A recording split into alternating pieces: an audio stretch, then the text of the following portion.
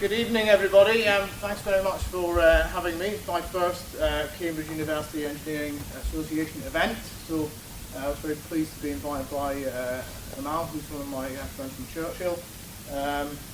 I'm a partner at Bureau Happold. I'll talk a little bit more about them, get a plug-in for the company, sorry. I studied mechanical engineering at Churchill, and I then went back and did a course called, it's actually called Interdisciplinary Design for the Built Environment, which must be one of the least catchy titles for a course ever invented.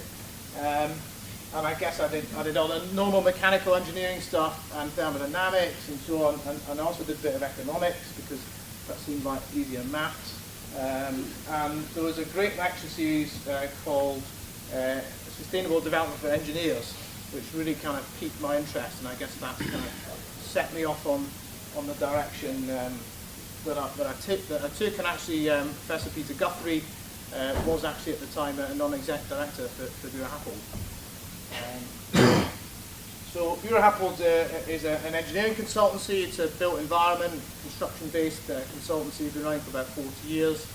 Work all across the globe, UK-based, and really our founder, Ted Happold, set up the first integrated engineering and architecture course in the UK down at Bath University, which is quite a kind of radical part of the engineers and architects might work closely together and develop more integrated, more joined-up projects. And so one of the founding values of the practice was something that Ted talked about, which is called touching the earth lightly. So we'd like to think we've been thinking about sustainability for a long time, before it was even called sustainability, albeit my scope today is very focused on construction and energy supply in cities, and we're kind of zooming in a little bit into the detail, having had some really interesting stuff about food security and food innovation and in the COP, which sounded quite depressing, and then Dr. Hunt ended on quite a positive note, which is good. So I guess I'm going to talk a little bit about some of the strategies we've put into place in some of our projects. Just to give you a flavour of some of the kind of things that Bureau Happold do. We're the engineers for the Olympic Stadium and its conversion. We were the engineers for the roof of the new high-speed rail station in Hong Kong. We also do cultural buildings, so the new RSC theatre, which is got a thrust stage and gets everybody closer to Shakespeare. And so, covering quite a broad range of things, but very much rooted in the built environment. So what does sustainable development mean for people working in construction and in engineering in the built environment? It's actually an interesting topic because there's lots of sustainability systems like BREEAM and LEED and so on. And I remember when I started out my career, it was about 14 years ago, this was all fairly new. And we used to spend a lot of time worrying about whether to put a small bunch of solar panels on a building, and this idea about only having sort of 12 years to act on climate change was very kind of distant. So actually, what does sustainable development mean for engineers? We've started recently actually sort of parking some of those sustainability systems and thinking about in a broader, more holistic way about sustainable development and how the built environment impacts that. Now I'm an energy specialist, so of the 17 goals, I'm really focused on number 7, and I'm going to talk about that really today. But sustainability and engineering are fundamentally linked. The application of technology, doesn't matter what you do, will have some impact, and so I guess all of us can have reference to these sustainable development goals in our work as engineers. So I thought I'd do a bit of a case study on a building in Cambridge, because some of you may know it. It wasn't one that I knew as an undergraduate. It's now called the Sir David Attenborough building. It was called the Arrett building. It's on the new museum site. And Bureau Happold were appointed as the client sustainability advisors and also the mechanical and electrical public health engineers for the building. So it's a bit of a before and after story. So on the left, you can see what it used to look like. Very late 1960s brutalist architecture, lots of exposed concrete, not something everybody would like. Although having done my undergraduate degree at Churchill, I've got a bit of a soft spot for this kind of thing. Maybe it's the process of living in it. I don't know for 3 years, but So really it's about taking an existing building and changing its use and turning it into a conservation campus for the Cambridge Conservation Initiative, which is a coming together of the university and a whole range of NGOs that specialise in conservation and are working, I guess, against this extinction event which Dr. Hunt talked about.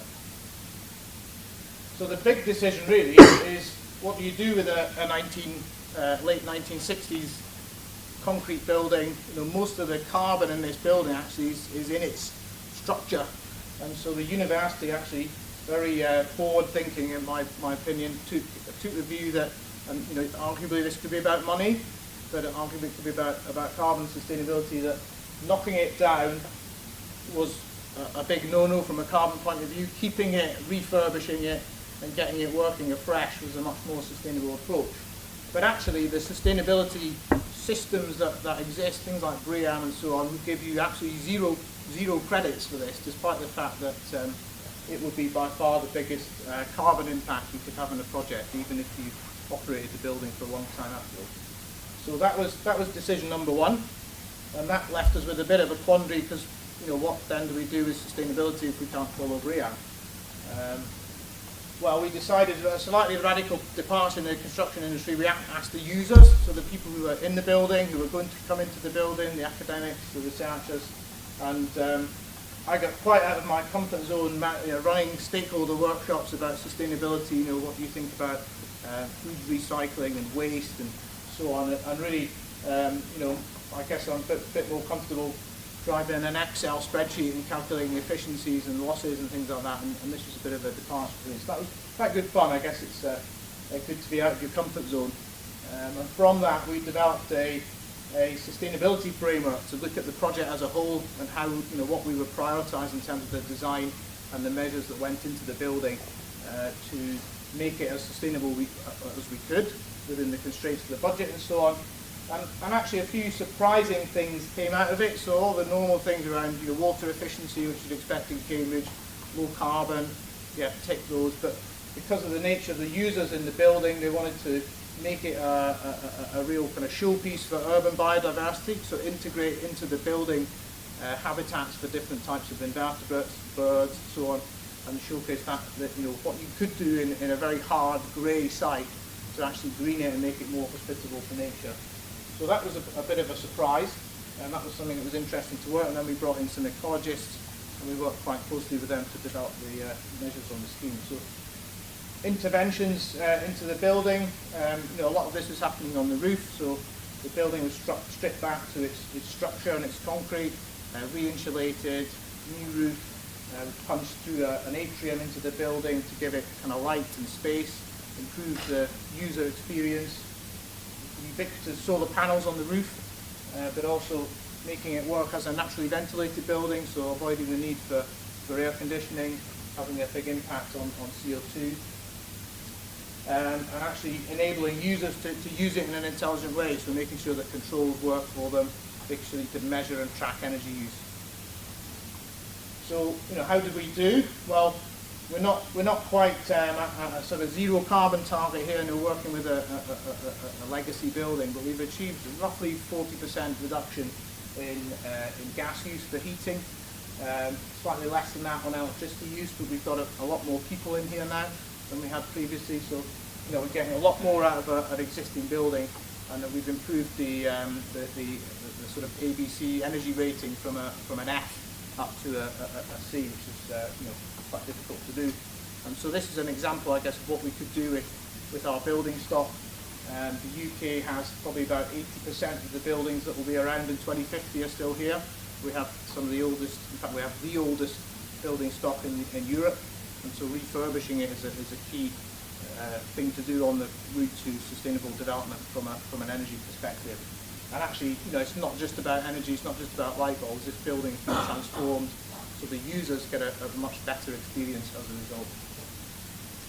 And one of the things we wanted to do was to get the users involved. So when you come into this building now, you get an online handbook that tells you about the building, how to use it, what the facilities are, why it's green. So actually we're kind of engaging with the users, and that, again, for me, that was a departure from the normal kind of engineering approach, getting involved with people that are going to be using the facilities.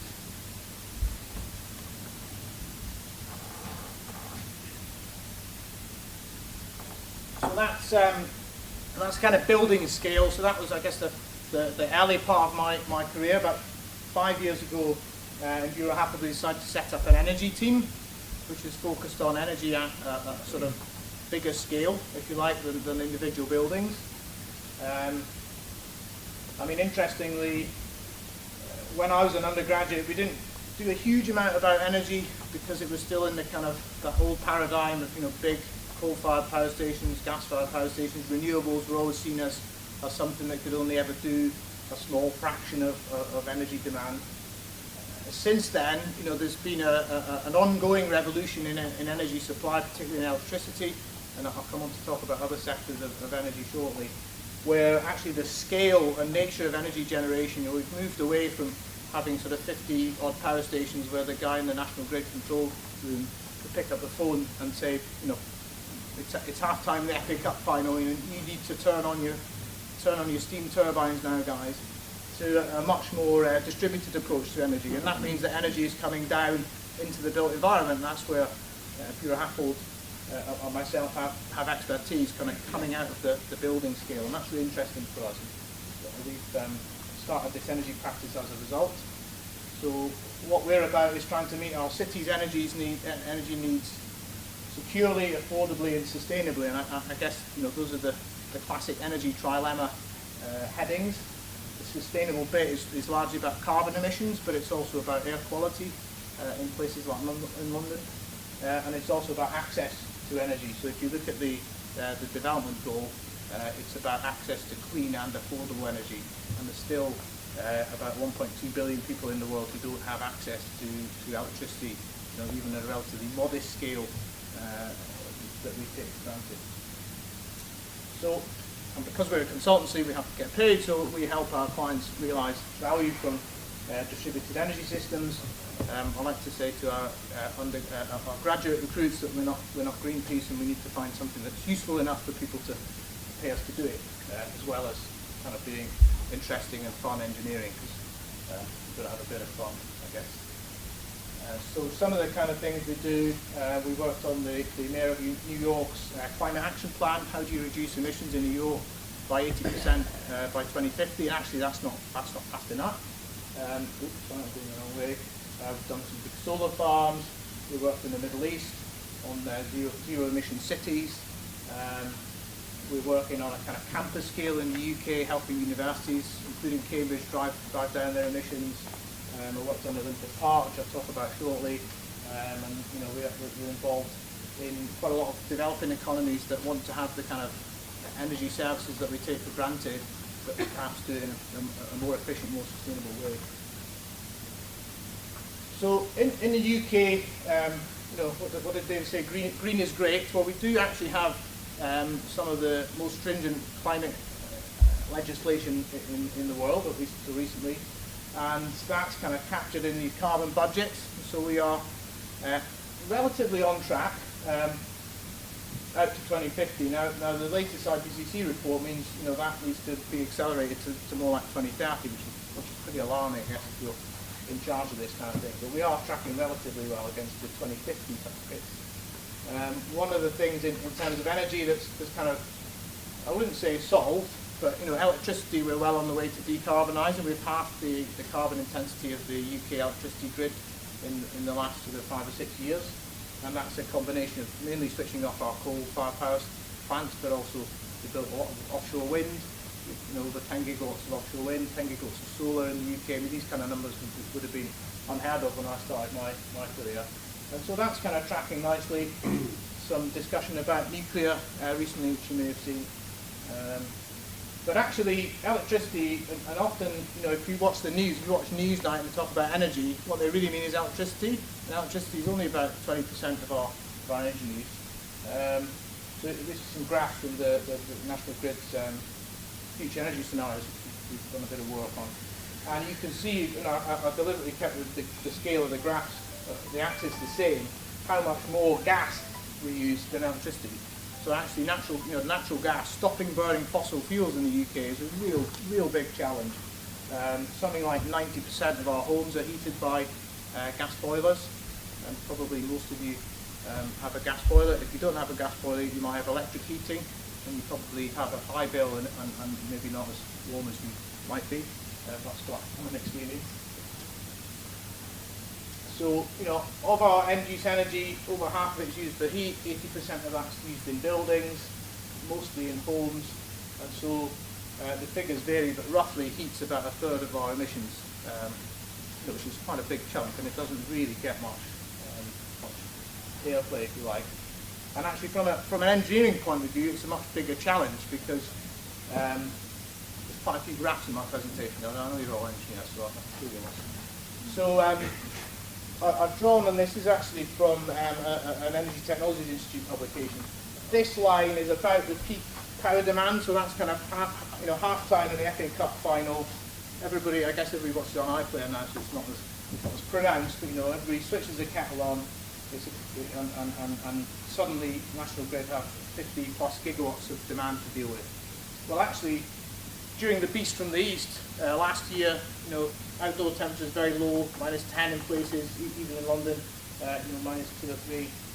We have a huge peak for heat demand, low-grade heat demand of over 250 gigawatts, and that changes from a base load of a few tens of gigawatts to that load in a couple of hours, 2 or 3 hours. That's a phenomenal challenge for an electricity system to cope with that. Now, we are very lucky in the UK at the moment. We have the natural gas grid to do that, and the natural gas grid is packed up with natural gas overnight and then kind of let out like a slowly deflating balloon during the day, and that's how we manage these 1 in 20-year peaks. So actually, if we want to move away from burning fossil fuels, we need an incredibly flexible infrastructure, which, by the way, we paid for over sort of 30 or 40 years, largely built by the state. And so there's a massive engineering challenge here about decarbonising heat. Government strategy sort of recognises that. Not a huge amount happening in that. You have things like the renewable heat incentive and so on. But the primary strategy is around electrification of heat. So the government thinks that for most people who have a gas boiler, they'll end up with some kind of electrical heat pump. Personally, I'm slightly sceptical of that because of the infrastructure challenge. But I think there are lots of solutions out there, and it will be horses for courses. Different types of areas will have different types of solutions. So I'm going to talk briefly about heat networks and a project I was involved with, because the government think that roughly about 20% of our heat demand will be met by heat networks in the fullness of time. And I think they're currently putting quite a bit of money into that. So this is the Olympic Park. So I remember sitting around in the office when the decision around the bid was awarded to London. That was very exciting times for Bureau Happel, because we were on the team that were helping to shape the Olympic Park, do the plan for the Olympic Park. Nobody really thought it would be won, so when it was won, everybody was in a bit of a panic because the plan was quickly recognised as being unaffordable, and so it had to be redone, shave a few £1 billion off the budget. But what was interesting was, at that time, the Mayor of London had really kind of dialed up their expectations in terms of reducing emissions in these kind of projects. And so we set a couple of fairly stiff targets around reducing emissions by 50% in total, and by 20% through the use of on-site renewable energy. Now, looking back in hindsight and looking back at the COP discussions, these targets aren't challenging enough. And actually, for the energy sector, for the built environment, we actually need to be getting to zero carbon very quickly. So a 50% reduction is not good enough. But the approach we took to do that was to be efficient. So megawatts, reduce the amount of energy you're using. That's kind of usually the cheapest way. Provide the energy that you are going to use in an efficient way. So we are burning natural gas, turning it into power, and using the waste heat to heat the buildings. And then we are using electricity from a wind turbine, which actually never materialised, and for burning sustainable wood chip gathered from a radius of about 10 kilometres from the park.